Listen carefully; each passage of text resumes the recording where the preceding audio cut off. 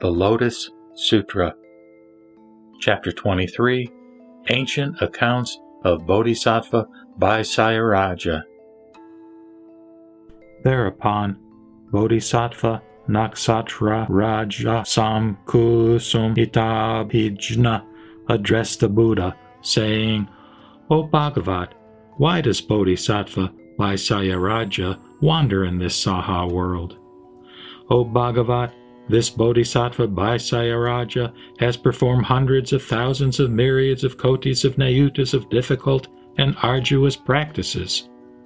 Splendid, O Bhagavat, I entreat you to explain it even a little, so that all the devas, nagas, yaksas, gandharvas, asuras, garudas, kimnaras, maharagas, humans and non-humans, and also the assemblies of the bodhisattvas who have come from the other lands, and these shravakas will rejoice on hearing it. Then the Buddha spoke to Bodhisattva Nakshatraraja Samkusumhitabhijna, saying, In the remote past, beyond kalpas as immeasurable as the sands of the Ganges River, there was a Buddha called Chandra Surya Vimala Prabhasasri, an arhat, completely enlightened, perfect in knowledge and conduct, well-departed, knower of the world, unsurpassed, tamer of humans, teacher of devas and humans, Buddha Bhagavat. With this Buddha were 80 kotis of great bodhisattva mahasattvas, and an assembly of great shravakas, as many as the sands of 72 Ganges rivers. The lifespan of this Buddha was 42,000 kalpas, and the lifespans of the bodhisattvas were also equal to this.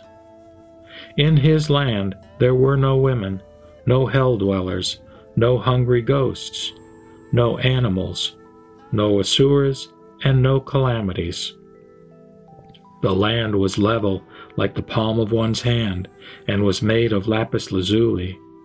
It was adorned with jeweled trees, and was covered with jeweled canopies, with various hanging flowered banners. This world was filled with jeweled vases and incense burners. There were platforms made of the 7 treasures. For each tree there was a platform, and each tree stood away from the platform a distance of no more than a bow shot. All the bodhisattvas and shravakas sat under these jeweled trees. On the top of every jeweled platform were hundreds of kotis of devas who played divine music and sang in praise and homage to the Buddha. Then the Buddha expounded the Lotus Sutra for Bodhisattva Sarvarūpasamdarsana and numerous other bodhisattvas and shravakas. Bodhisattva Sarvarūpasamdarśana devoted himself entirely to severe practices. Following the teachings of the Buddha, Chandra Surya Vimala Prabhasasri, he strove and wandered up and down in the single-minded search for enlightenment for a full 12,000 years, and he attained the samadhi called Sarvarūpasamdarśana. After having attained this samadhi, he rejoiced a great deal and thought thus, I have attained the samadhi called Sarvarūpasamdarśana entirely because of the power I attained through hearing the Lotus Sutra. I will now pay homage to the Buddha Chandra Surya Vimala Prabhasasri and the Lotus Sutra.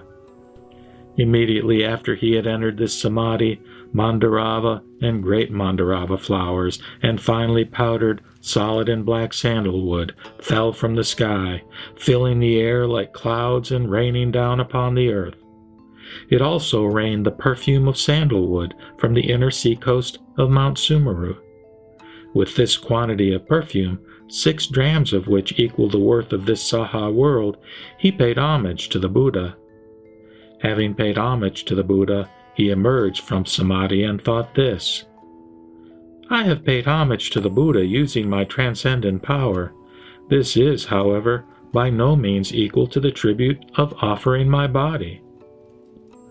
For a full 1,200 years he inhaled the fragrance of sandalwood, olibanum, frankincense, clove, aloes wood, and glue trees, and drank the fragrant oil of kampaka flowers. He then anointed his body with scented ointment. In the presence of the Buddha, Chandra, Surya, Vimala, Prabha, Sasri, he covered his body with a divine jeweled garment and with the fragrant oil. Through his transcendent power and vows, he set his body alight, which illuminated worlds equal in number to the sands of 80 kotis of Ganges rivers. At the same time, all the Buddhas in these worlds praised him, saying, quote, "Splendid, splendid, O son of a virtuous family. This is the true perseverance." This is called the true Dharma offering to the Tathagata.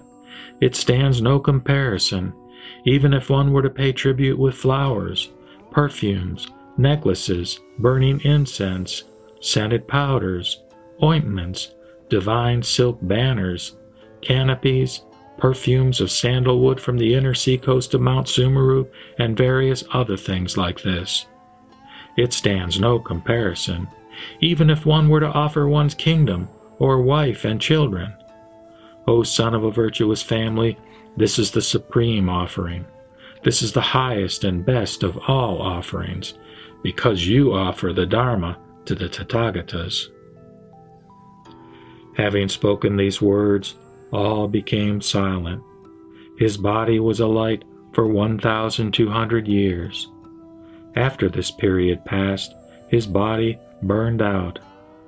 Because he had paid tribute to the Dharma like this, Bodhisattva Sarvarūpasamdarsana was reborn after his death in the land of the Buddha, Chandra, Surya, Vimala, Prabha, Sasri.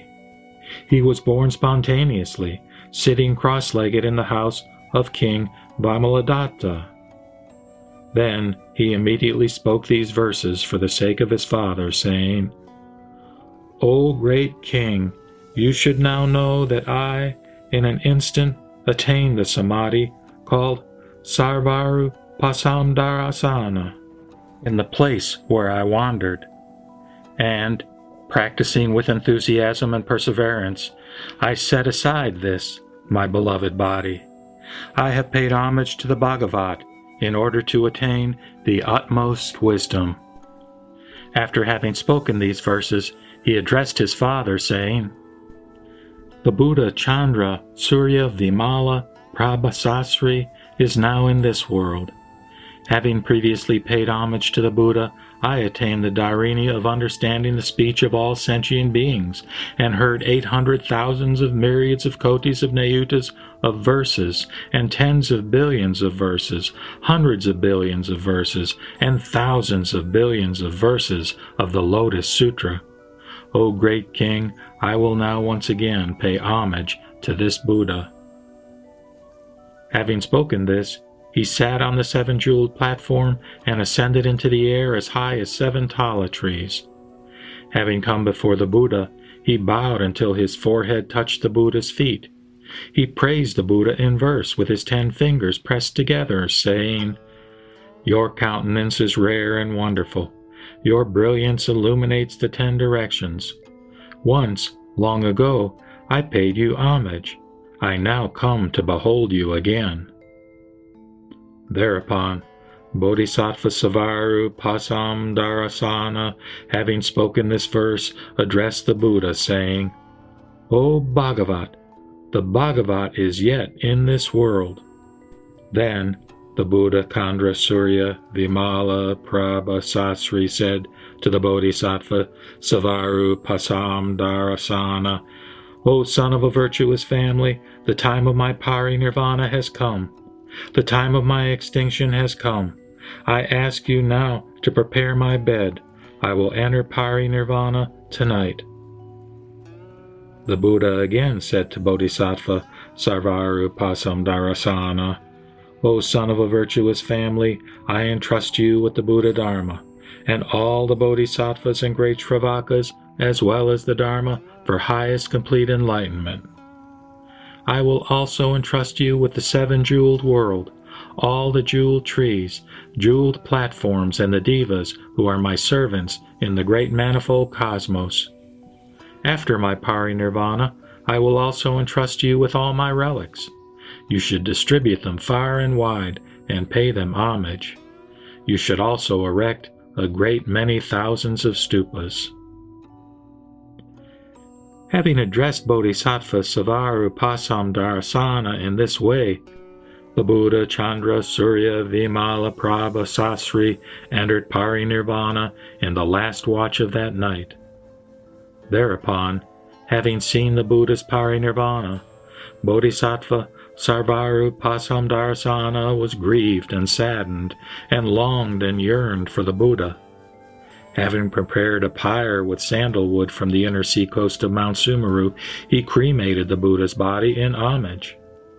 After the fire had gone out, he collected all the relics. He had 84,000 jeweled urns made, and erected 84,000 stupas as high as 3 worlds. They were adorned with poles from which hung all kinds of banners and canopies and various kinds of jeweled bells. Then Bodhisattva Sarvarūpasamdarsana thought this: although I have paid tribute in this way, I am not yet satisfied. I will now further pay homage to the relics. And then he spoke to all the great assemblies of bodhisattvas, great Shravakas, Devas, Nagas, and Yaksas, saying, "You should pay full attention. I will now pay homage to the relics of the Buddha Chandra Surya Vimala Prabha Sasri." Having said these words, he made an offering before the 84,000 stupas by burning his arms adorned with hundreds of merits for 72,000 years. He thus made innumerable Shravakas and immeasurable, incalculable people set forth toward the highest complete enlightenment. All of them were made to dwell in the samadhi called Sarvarūpasamdarśana. At that time, all the bodhisattvas, devas, humans, and asuras saw that his arms were missing and became grieved and distressed. They said, "This Bodhisattva Sarvarūpasamdarśana is our teacher. He has led and inspired us. He has now burned his arms, and his body is deformed." Then Bodhisattva Sarvarūpasamdarśana made a vow and said to the great assembly, "I have abandoned both my arms, and I shall definitely attain the golden body of the Buddha. If this is true and not false, then may both arms be restored as before." Because this Bodhisattva was endowed with profound merit and wisdom, after he had made this vow, his arms recovered spontaneously. At that very time, the great manifold cosmos quaked in 6 ways. It rained jeweled flowers from the heavens, and all the devas and humans experienced an unprecedented marvel. Then the Buddha addressed Bodhisattva Naksatrarya Jasam Kusumita Bijna, saying, "What do you think about this? Is Bodhisattva Sarvarūpasamdarsana someone unknown to you? He is none other than this Bodhisattva Bhaisaiyaraja. He undertook the practice of giving by abandoning his body immeasurable hundreds of thousands of myriads of kotis of nayutas of times in this way. All Naksatrarya Jasam Kusumita Bijna. If there is anyone who sets forth and wishes to attain highest complete enlightenment, he should pay homage to the stupas of the Buddha by burning either a finger or a toe. He is superior to those who pay homage by giving their countries and cities, their wives and children, or the mountains, forests, rivers, ponds, and many other rare treasures. If there is anyone who pays homage to all the Buddhas, great bodhisattvas, Pratyeka Buddhas, and Arhats by filling the great manifold cosmos with the 7 precious treasures, the merit of this person will not be equal to the surpassing merit of one who receives and holds to even a single verse consisting of 4 lines of the Lotus Sutra. O Naksatrarya Sam Kusumita Bijna, just as the ocean is the greatest of streams and rivers and of all waters, this Lotus Sutra is the most profound of the sutras taught by the Tathagatas. Just as Mount Sumeru is the greatest of mountains, greater than Earth Mountain, Black Mountain, Mount Chakravada, Mount Mahachakravada, and the 10 jeweled mountains, this Lotus Sutra is the greatest of the sutras. Just as the moon is the greatest among all the stars, this Lotus Sutra is the most illuminating of the thousands of kotis of sutras. Just as the sun destroys darkness, in the same way, this sutra destroys the darkness of erring thought. Just as the noble emperor is the best of all the kings, this sutra is the noblest of all the sutras. Just as Sakra is the king of the 33 devas, this sutra is the king of the sutras. Just as great Brahma is the father of all sentient beings, in the same way, this sutra is the father of all the wise, the noble, those who have more to learn and those who do not, and those in whom the thought of enlightenment has awakened. Just as those who have entered the stream of the teaching, those who are to return to this world once again, those who are never to return, Arhats and Pratyeka Buddhas are the best of all the common people.